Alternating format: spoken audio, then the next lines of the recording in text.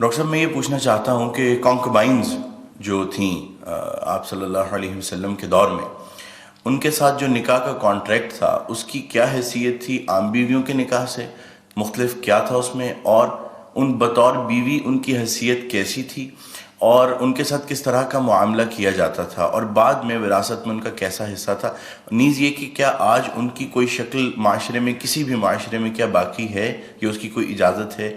دوسرا ڈاکٹر صاحب یہ کہ اگر اس کو ایلیبریٹ آپ کر دیں تو ساتھ یہ بھی بتا دیجیے گا کہ سورہ نساء کی جو آیات ہیں، آیت نمبر 4 اور 24 جس میں وما ملکت ایمانکم ان کے بارے میں آیا ہے، ان کو زیادہ ایلیبریٹ کرنے کے لیے کون سی تفسیر بہترین ہے جس کو پڑھا جا سکتا ہے، اگر آپ کو اس وقت آپ ریکال کر سکیں؟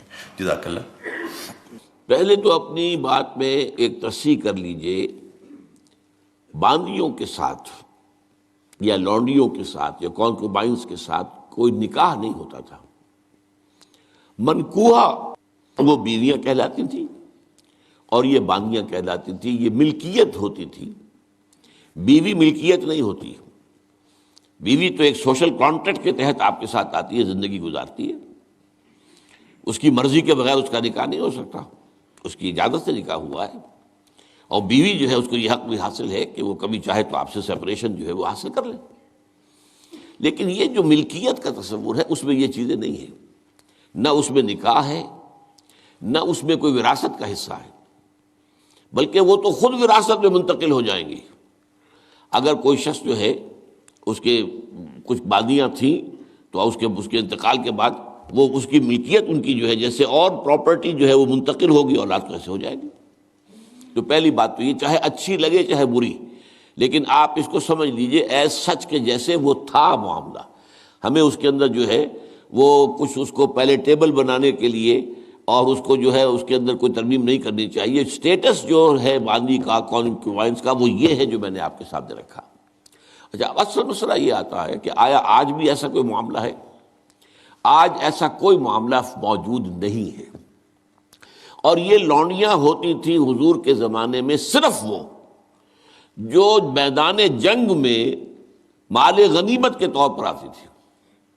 آپ ایک جنگ ہوئی ہے، فرض کیجئے جنگ بدر ہوئی ہے، جنگ بدر میں اب جب کہ کفار کو شکست ہو گئی ہے تو آپ کو معلوم ہے ان کے جو اونٹ تھے وہ 900 اونٹ لے کر آئے ہوئے تھے، وہ سارے تو ابھی کھائے نہیں گئے تھے۔ اب وہ گویا کہ وہاں پر مال غنیمت ہے، ان کے گھوڑے اگر وہ بچے ہوئے تو مال غنیمت ہے۔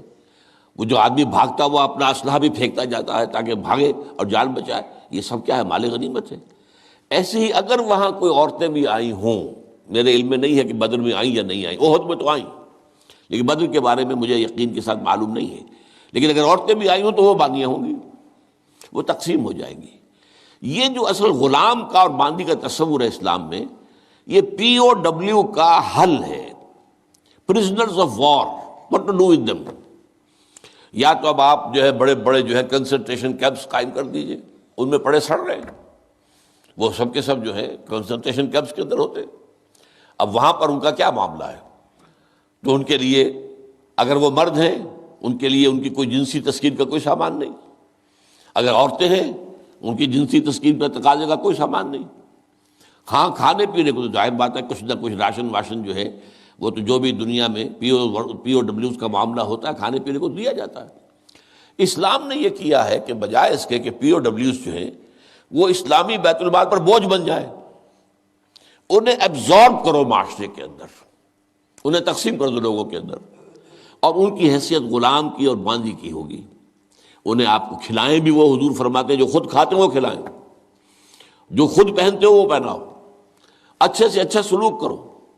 پھر ان کی ایمینسیپیشن کا ایک سلسلہ شروع کر دیا گیا، فلاں اگر تم سے گناہ ہو گیا ہے تو کفارہ یہ ہے ایک غلام آزاد کر دو، قتل خطا ہو گئی ہے، وہاں تم سے غلطی سے تمہارا ارادہ نہیں تھا، کوئی تمہارے ہاتھوں مارا گیا ہے، گولی چل گئی تم سے اور کوئی شخص جو ہے وہ مر گیا ہے، اس کے لیے بھی وہ غلام جو ہے آزاد کرو۔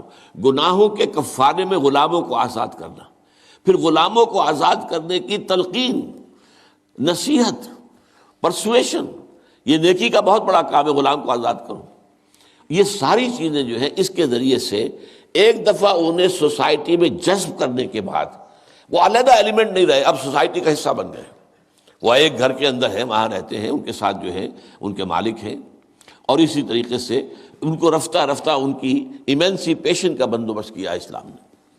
اور اس میں آپ کو معلوم ہونا چاہیے اس درجے ایمینسیپیشن ہوئی ہے کہ ایک وقت ایسا تھا عالم اسلام میں ساری حکومتیں غلاموں کی تھیں.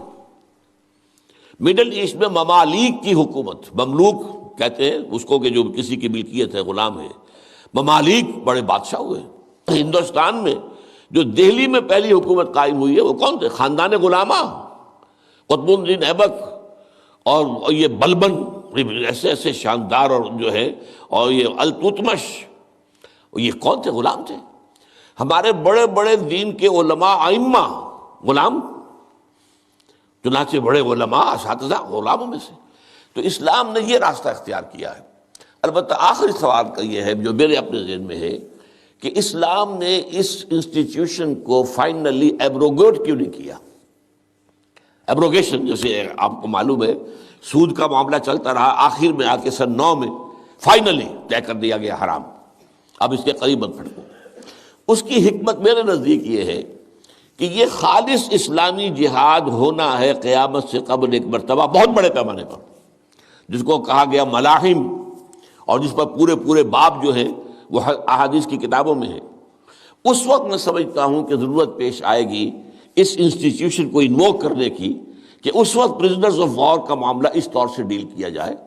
لیکن اس وقت تک کسی آزاد انسان کو پکڑ کر غلام بنا لینا بہت بڑا گناہ ہے، ناقابل معافی گناہ ہے، کسی کو حق حاصل نہیں ہے. یہ جو امریکنز لے گئے تھے، آپ کو معلوم ہے یہ افریقہ کے مغربی ساحل کے ساتھ ساتھ وہاں سے یہ لوگ لے کر گئے پکڑ کر ان کو، افریقیوں کو، اور وہاں جا کر انہیں غلام بنایا ہے اور شدید ترین جو ہے سختیوں میں انہیں رکھا ہے.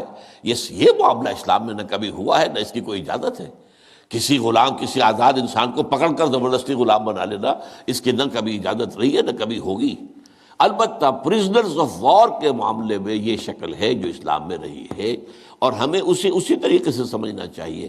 چاہے ٹھیک ہے دنیا اس کے اوپر فکری چست کر دے گی، یا کوئی اس کو کہے گی، پاس بہت سی چیزیں ہیں کہ جو لوگوں کے عام جو مزاج اس وقت کا ہے وہ اس میں وہ ذرا آسانی سے وہ بات جو ہے ان کے ذہن کے اندر اترتی نہیں ہے. لیکن we have to be faithful کہ دین کی اصل تعلیم کیا ہے، اسی کے ساتھ جڑے رہنا چاہیے.